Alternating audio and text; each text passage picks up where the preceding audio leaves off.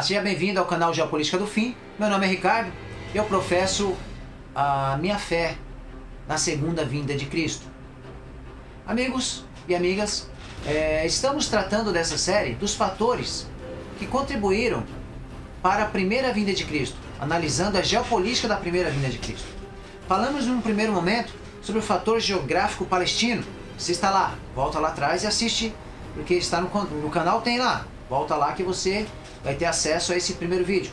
O segundo vídeo que nós falamos nessa série tratou-se do fator intelectual grego, como o fator intelectual grego contribuiu para que o cenário da primeira vinda de Cristo fosse o cenário ideal para a divulgação do ministério de Cristo e do sucesso da sua mensagem de redenção e esperança, espalhando-se pelo mundo até chegar a você e a mim.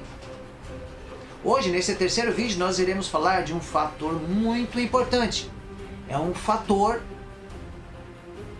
sobre a nação judaica.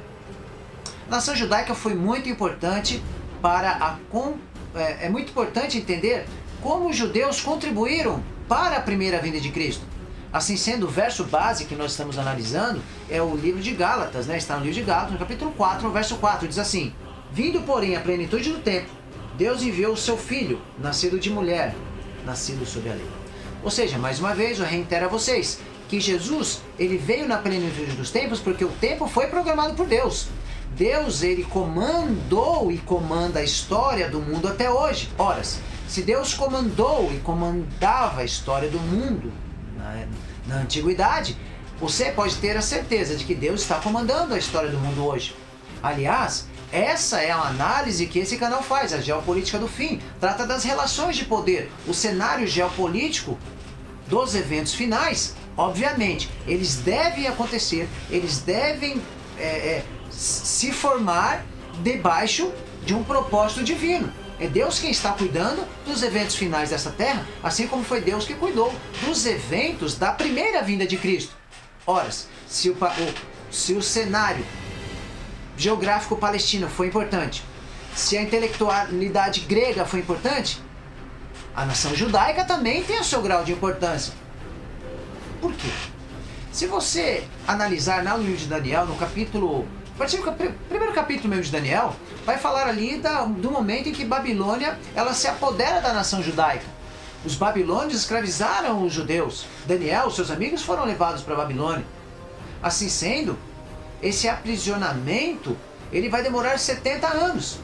Depois desses 70 anos, o povo vai ter a sua liberdade. E os judeus vão se espalhar por todo o mundo. Os judeus, essa diáspora, esse espalhamento dos judeus por todo o mundo, vai ser um fator muito importante que contribuirá com a pregação por todo o mundo, por todas as regiões, sobre as promessas messiânicas de que o Messias viria. E estes judeus que se espalharam por todo o mundo no Antigo Testamento, estes judeus que foram cada um para um canto, eles levaram também a sua cultura e a sua fé. Eles que eram monoteístas, acreditavam em um Deus único, em um Deus criador, ele vai levar para as nações politeístas a sua fé religiosa, vai levar a sua cultura, vai levar a sua esperança de que um Deus criador enviaria o Messias. Então o monoteísmo, ao ir espalhar para o mundo todo, é um fator muito importante que os judeus vão liderar essa informação. Os judeus vão liderar essa fé. Exatamente no momento em que o cristianismo ainda não existia. E o cristianismo é monoteísta, mas ele não existiu antes do judaísmo. O islamismo, que também é monoteísta, ele também só vai surgir lá no século VI, o século VII, aliás, né, depois de Cristo. Só que antes de Cristo nascer, essa nação monoteísta que fazia parte da religião judaica, ela já se espalhou pelo mundo. E por todos os cantos do mundo, as nações politeístas, elas tiveram acesso de que existia uma verdade diferente da deles. A verdade do monoteísmo. Mas de onde é que os judeus tiravam? De onde eles tiravam essa crença no monoteísmo? Eles vão espalhar pelo mundo a Bíblia. Qual Bíblia que eles vão espalhar pelo mundo? O Velho Testamento. Porque o Velho Testamento era a Bíblia dos judeus. E no Velho Testamento estava ali as razões da fé dos judeus, inclusive a fé no Messias. Além da fé no Messias, a crença na lei de Deus, o sábado, a lei de Deus se tornara conhecida entre os politeístas também. E os rituais do santuário que eles faziam? Os rituais de sacrifícios dos cordeiros, os rituais das festas fixas baseadas lá no livro de Levítico, capítulo 23, né? A festa da Páscoa, a festa dos pães asmos, a festa das primícias, a festa das trombetas, do Pentecostes, do tabernáculo, enfim, as festas envolvendo o ritual do santuário apontavam para o Messias que viria. O Messias que quando ele aparecesse no mundo, não haveria mais necessidade de sacrificar cordeiros, porque o sangue desse Messias redimiria toda a humanidade. E quando Jesus vem, a mensagem que Jesus prega é muito bem associada na Palestina e por todas as províncias do Império Romano, até nos lugares onde o politeísmo imperava. Aliás, a nação romana, ela era politeísta. Mas dentro da nação romana, no contexto em que Jesus nasce, o monoteísmo, ele já era conhecido pelos judeus e foi muito mais fácil Jesus pregar sobre esse Deus único e criador que havia criado a humanidade.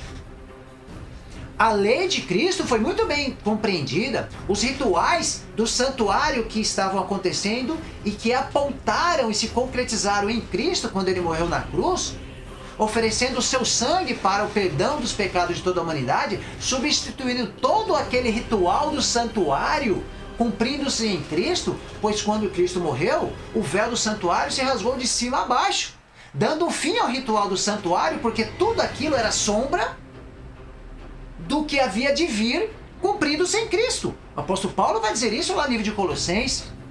Assim sendo, a nação judaica, divulgando a Bíblia, divulgando o monoteísmo, divulgando o sacrifício de um Messias que viria, a pregação de um Messias que viria no exato tempo, propiciou como elemento facilitador na geopolítica do primeiro advento de Cristo, para que assim, tudo o que Jesus pregou, as atitudes de Cristo e principalmente o sacrifício do nosso Salvador Jesus Cristo no Calvário, ficou muito bem entendido. Porque os judeus já haviam espalhado essa mensagem por diversas partes do mundo. E assim sendo, foram elementos facilitadores para compreender a plenitude dos tempos. Percebam vocês que Deus planejou tudo. Se Deus planejou tudo, Ele também planejou a segunda vinda dele. E nessa segunda vinda dele, é o cenário que você está envolvido. Nós não estamos envolvidos mais na primeira vinda de Cristo, mas na segunda vinda de Cristo. Agora, a primeira vinda ficou para trás. E agora o nosso olhar tem que olhar para frente. Você tem que olhar para frente, eu também. Porque é o cenário da segunda vinda de Cristo que nós precisamos entender. E nos próximos vídeos nós vamos tratar disso. Entretanto, mas antes de falar da geopolítica do século XXI, eu te convido para assistir o quarto e último vídeo dessa série, onde nós vamos analisar o fator político romano. Como o fator político romano foi importante para entender e se cumprir a plenitude dos tempos de Gálatas, capítulo 4, verso 4. Que Deus abençoe você e a sua família. Curte, compartilha, comente e te aguardo para o próximo vídeo em breve. Deus abençoe e te guarde.